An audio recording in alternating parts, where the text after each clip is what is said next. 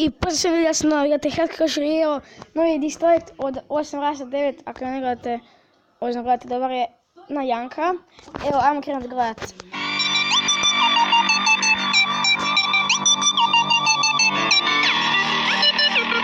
Htio bi samo da je ovo snimano preko mobitela, odnosno preko mikrofona od mobitela, tako da ništa nije profesionalno, jer nemam opremu za to, a mi idemo u dis.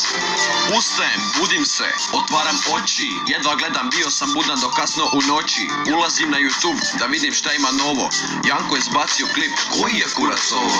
Nisam ni pogledao, ne možeš da vjeruješ. Šalje Janko poruku, brate, jel možeš to da šeruješ? Mislim si u sebi, zašto si se javio? Rekao sam mu, klip je užas, bez veze si ga stavio. Možeš ti da pričaš da sam govno pička sisa, ali nećeš dobro proći poslije ovoga disa. Kao šta... Dobar mu je. Svaka čast, evo lijepo rima, zna čovjek rimu, sviđa mi se već. Sam rekao, nemam ništa protiv tebe, osim čekića, cigle, pajsere i neke tegle. Gađo bi te s time sve dok nam ne kažeš, zašto se sramotiš i sa prankovima lažeš. Međutim, ipak ću ja tebe malo poštediti, u najkraćem roku ti ćeš probljediti.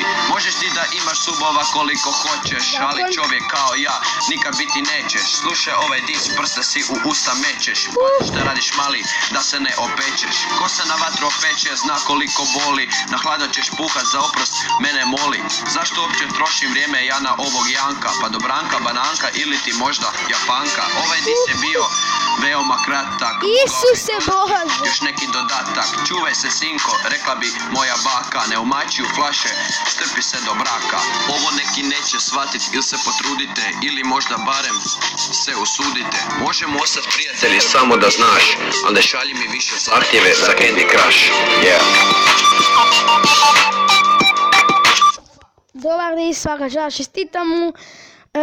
Tako da, to što se tiče ovog reakcija na diss track. Ako se obavezno lajkujte, šerate da drugi vide, obavezno komentare, ako želite još reakcija, ako se sviđa taj serijal. I da, pozdravko!